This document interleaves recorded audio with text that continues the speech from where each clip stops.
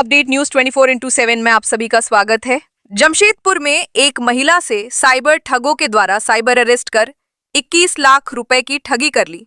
हालांकि 15 लाख रुपए और ठगी करने प्रयास को एसबीआई बैंक के कर्मचारियों की सतर्कता से विफल करने मामला सामने आया है।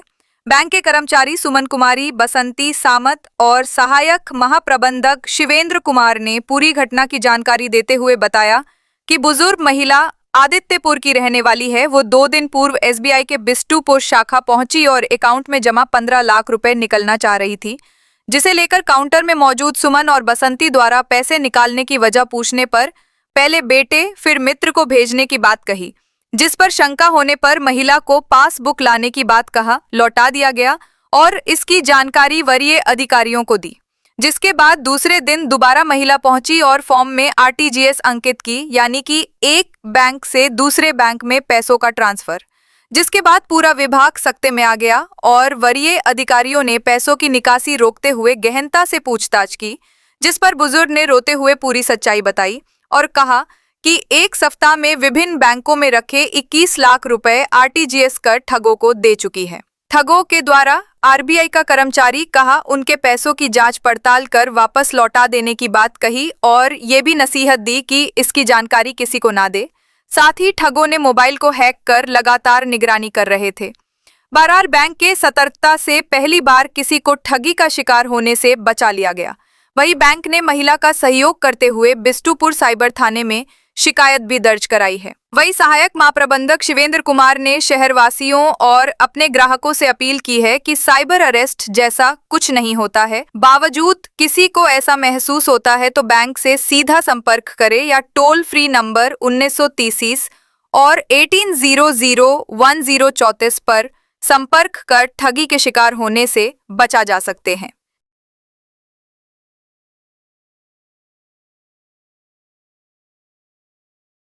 तो जब वो आई तो वो 2 दिन से आ रही थी हमारे ब्रांच में। वो बहुत परेशान लग रही थी।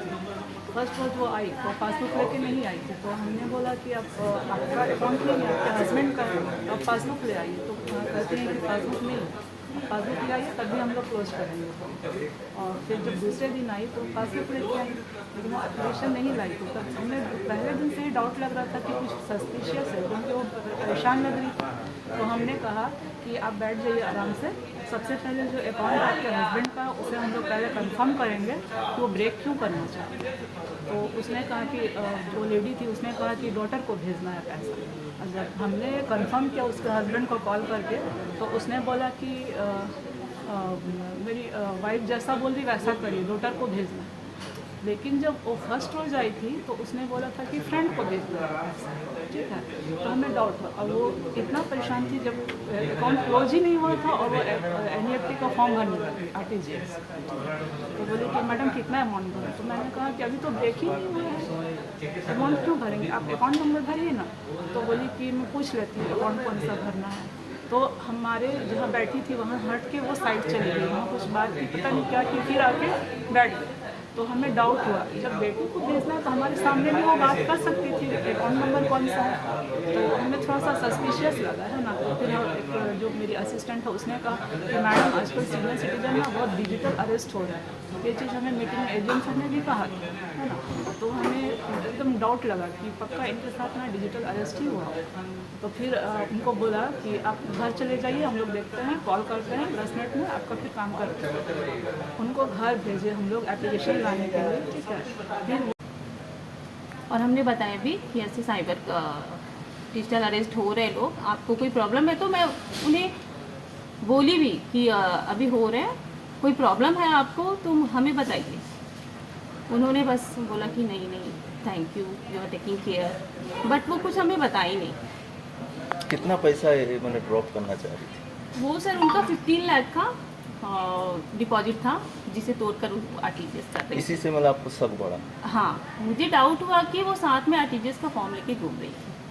तो हमने कुछ दिन पहले हमारे एजीएम सर ने हमें एक मीटिंग में बताया था कि अगर कोई सीनियर सिटीजन इस तरीके से आते हैं और अपना एफडी ब्रेक करके इमीडिएट कोई आरटीजीएस करना चाह रहे हैं तो काइंडली उसको थोड़ा सा रीचेक किया जाए।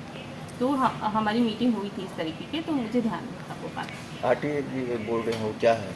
आरटीजीएस सर होता है जो कोई कस्टमर हमारे बैंक से दूसरे बैंक में पैसा ट्रांसफ़र करना चाह रहा है तो उसे आरटीजीएस बोलते हैं, एनईएफटी बोलते हैं।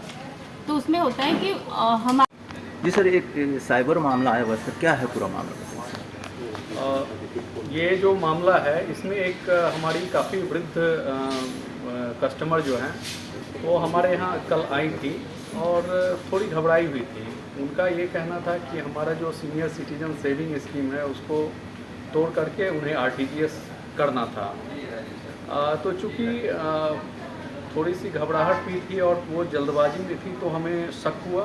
हम लोगों ने पहले ही अपने सारे कर्मचारियों को निर्देश दिया हुआ है कि इस तरह के मामले आते हैं जिसमें डिजिटल अरेस्ट में लोग फंस जाते हैं, डिजिटल फ्रॉड्स में फंस जाते हैं, स्कैमर्स के द्वारा विभिन्न तरीक़ों को अपनाया जाता है जिसमें लोग फंस जाते हैं। तो हमने कर्मचारियों को पहले से ही निर्देशित कर रखा है कि इस तरह का कि कोई भी उपभोक्ता आते हैं जो परेशान दिखें तो उनसे आपस में बातचीत करनी है, उन्हें अपने कॉन्फिडेंस में लेना है, उन्हें एश्योरेंस देना है कि उनके साथ कुछ गलत नहीं होगा, बैंक हमेशा उनके साथ है।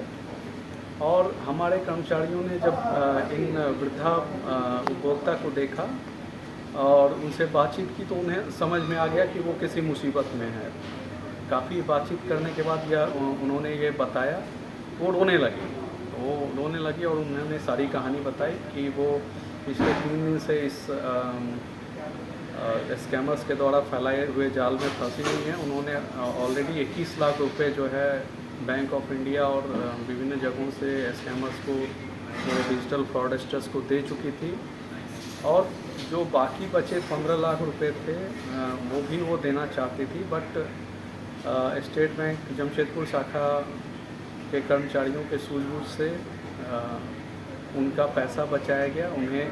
और सबसे बड़ी बात है कि वो जो मानसिक एक परेशानी से गुजर रही थी उससे भी बचाया गया और उनके द्वारा डिजिटल साइबर थाने में केस दर्ज कराया गया। अब वो महिला सुरक्षित हैं, उनके पैसे भी बच गए और एज बैंकर हम लोगों को भी काफ़ी अच्छा लगता है कि जब हम अपने उपभोक्ताओं की रक्षा कर पाते हैं।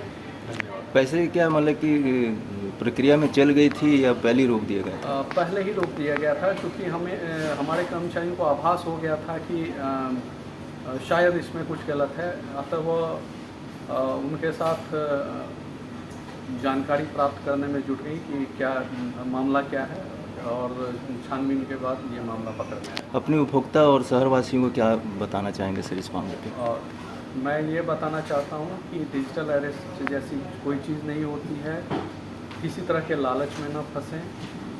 बैंक हर जगह है, हर जगह बैंक की शाखाएं हैं, खास करके स्टेट बैंक की शाखाएं हर जगह है। स्टेट बैंक के अधिकारियों कर्मचारियों का नंबर हर जगह उपलब्ध है। और अगर आपको कहीं मान लीजिए कि रात का समय हो गया और कहीं से कोई जानकारी नहीं मिलती है तो आप भारत सरकार द्वारा चलाए गए टोल फ्री नंबर 1930 पे बात कर सकते हैं। स्टेट बैंक का टोल फ्री नंबर है 1800-1234 1800-1234। इस पे भी आप किसी भी समय बात करके जानकारी ले सकते हैं। किसी भी तीसरे पक्ष के द्वारा की गई कॉल में ना फंसें, किसी लालच में ना फंसें, कोई डिजिटल अरेस्ट नहीं होता है। सुरक्षित रहें और अपने आसपास के लोगों को भी इस बारे में जानकारी दें। धन्यवाद। जमशेदपुर की खबरों के साथ बने रहने के लिए हमारे चैनल को लाइक और सब्सक्राइब करना न भूलें। धन्यवाद।